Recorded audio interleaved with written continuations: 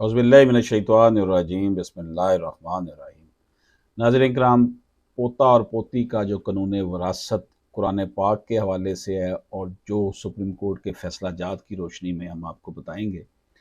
PLD जो है 1990 1990 PLD 1051 के मुताबिक पोते और पोतियों को हक़ वरासत ना दिए जाने में जो रुकावटें थी उनको दूर करने के लिए फैमिली ऑर्डिनेंस 1961 के सेक्शन 4 को शामिल किया गया है।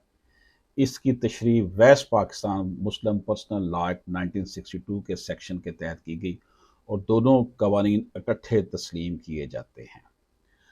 नाज़रीन इकराम, 2000 CLC 795 और 1992 SCMR 82 के मुताबिक इस सेक्शन में बाप से पहले फौतशुदा बेटे या बेटी के वारसान को हक़ वरासत मिलेगा। पहले से फौतशुदा बेटे या बेटी के बच्चों को भी उसी तरह उनका हक़ वरासत मिलेगा जैसे अगर उनके माँ बाप अगर जिंदा होते तो मिलता। 2005 CLC 1160 के मुताबिक वरासत के खुलने से पहले अगर बेटा या बेटी फौत हो चुकी हैं तो उस बेटे या बेटी के वारसान को उसी तरह वरासत में हिस्सा मिलेगा जैसे अगर उनका बाप या माँ जिंदा होते तो हक़ वरासत मिलती। Section 4 Muslim family law ordinance के मुताबिक ही ये है कि उन बदनसीब बच्चों जिनके वालिद या वालदा उनके दादा या नाना की ज़िंदगी में फौत हो गए उनको उस माशी ज़्यादती से बचाना है जो कि उनके वालिद या वालदा के फौत होने की बिना पर उनको सामना है। ऐसे पोते या पोतियाँ, नवासे या नवासिया उसी तरह वरासत में हिस्सेदारी के हकदार हैं जिस तरह उनके वालिद या वालदा अगर जिंदा होते तो हकदार होते। हक़ वरासत में ना तो कोई वक्त की कैद है और ना ही वारसान को उनका हक़ वरासत हासिल किए जाने से महरूम किया जा सकता है। 2009 MLD 917 के मुताबिक जैसे ही किसी जायदाद का मालिक मर जाता है तो उसकी विरासत खुल जाती है।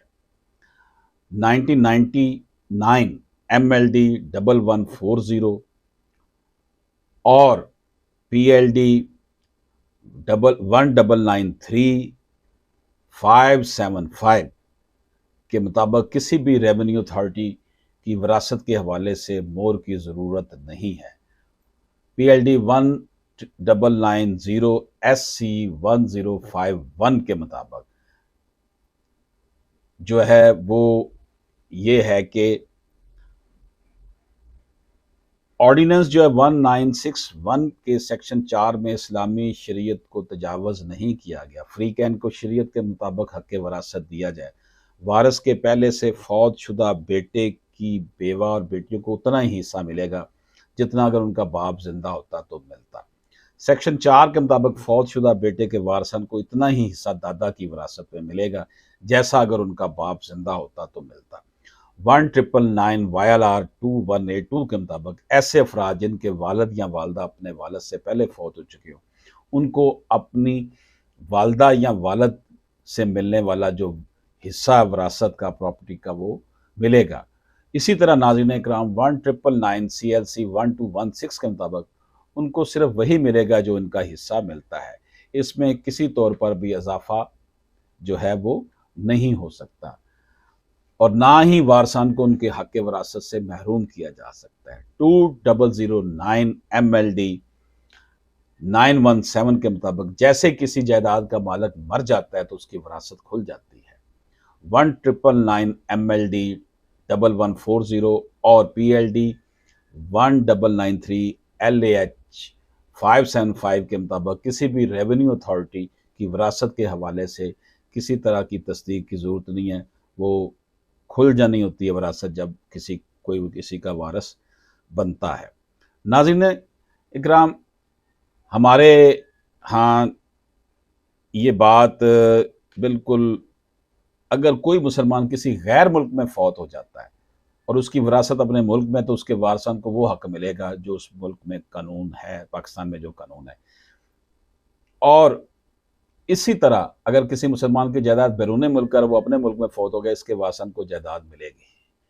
पाकिस्तानी अदालतें वरासत के हवाले से मुस्लिम पर्सनल लॉ के हवाले से फैसला फरमाएं। जो मैंने आपको बताया कि बाप फौत हो जाता है तो पोते पोती को वरासत मिलेगी, जो बाप का हिस्सा मिलता है वो उनकी औलाद को मिलेगा।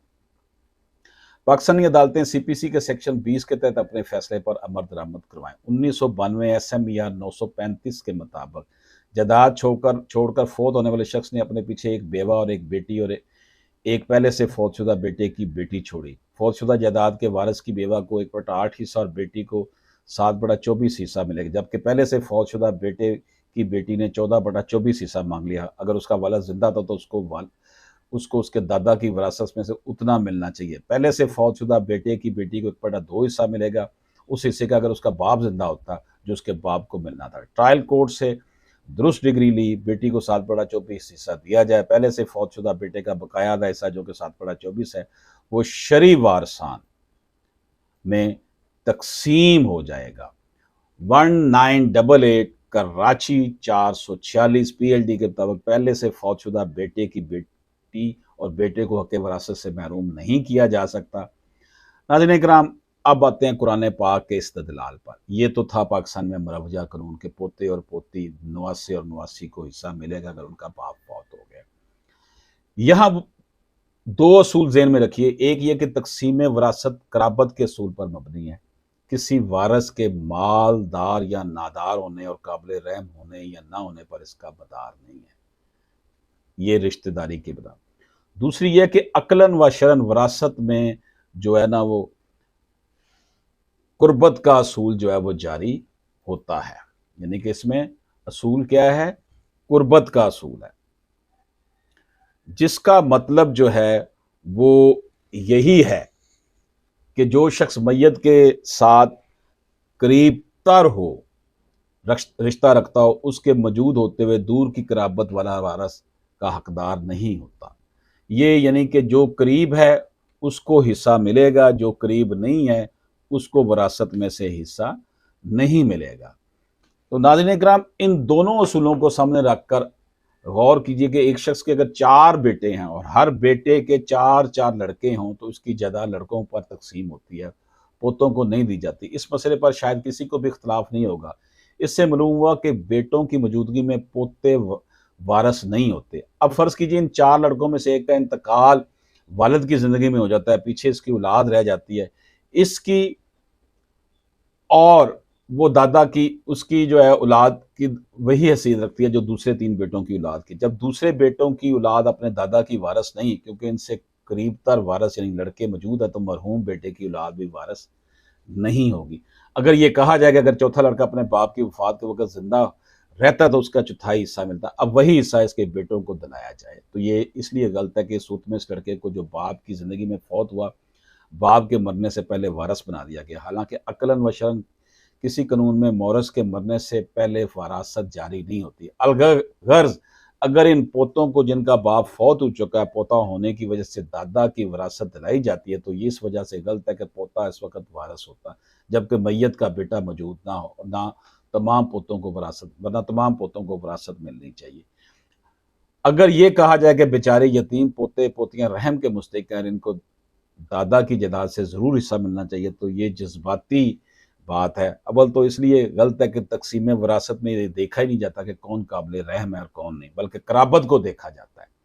वरना किसी अमीर कबीर आदमी की मौत पर इसके खाते पीते बेटे वारस ना होते, बल्कि इसके जो मफलूक हाल तंग दस्त पड़ोसी के यतीम बच्चे को विरासत मिला करती कि वही काबिल रहम है। अलावाज़ी अगर किसी के यतीम पोते काबिल रहम है तो शरीयत ने इसकी इजाज़त दी है कि वो 1/3 माल की वसीयत उनकी, यानी कि दादा अपने पोते जो बेटा उसका फौत हो गया उसकी औलाद में 1/3 हिस्से की अपनी प्रॉपर्टी का 1/3 हिस्सा आप वसीयत कर सकते हैं, इससे ज़ायद नहीं कर सकते, तो वो उसको देख।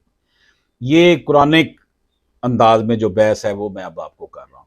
तो गोया ये जो इस वक्त हमारे सामने सूरत हाल है कि अगर शरीयत के नाकाम के बाद भी कुछ लोगों को यतीम पोतों पर रहम आता है और वो ये इन बच्चों को बेसहारा नहीं देखना चाहते, तो उन्हें चाहिए कि अपनी जायदादें इन बच्चों के नाम कर दें, क्योंकि शरीयत की तरफ से बेसहारा लोगों के साथ हुस्न सलूक का भी हुक्म है। और इससे ये भी अंदाज़ा हो जाएगा कि बेसहारा बच्चों पर लोगों को कितना तरस आता है। ये जो सवाल बार बार उठता है कि यतीम पोते पोती और नवासे नवासियों के लिए कोई गुंजाइश होनी चाहिए, कौन कहता है कि परवीन के दरवाजे नहीं खुले? दादों और नानों के लिए तो परवीन के दरवाजे ज़िंदगी भर खुले रहते हैं।